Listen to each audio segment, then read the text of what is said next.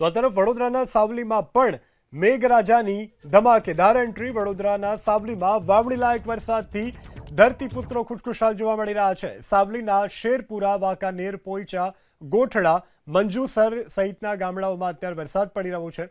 વસંતપુરા સહિતના ગ્રામ્ય વિસ્તારોમાં પણ ધોધમાર વરસાદ। તો આખિરકાર ગ્રામ્ય વિસ્તારોમાં પણ મેઘ સવારે આવી પહોંચતા ખેડૂતો ખુશખુશાલ જોવા મળી રહ્યા છે।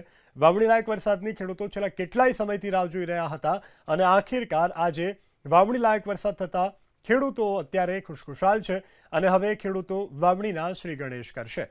તો વિવિધ જગ્યા ઉપર વરસાદી પાણી ભરાયા। નીચાણવાળા વિસ્તારોમાં વરસાદી પાણી ભરાતા રાહદારીઓને, સ્થાનિકોને અને વાહન ચાલકોને પારવાર મુશ્કેલીનો સામનો કરવાનો વારો આવ્યો છે।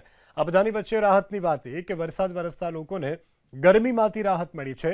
માર્ગો ભીંજાયા છે। ચો તરફ અત્યારે વરસાદ વરસતા લોકોને ઠંડકનો અહેસાસ થઈ રહ્યો છે।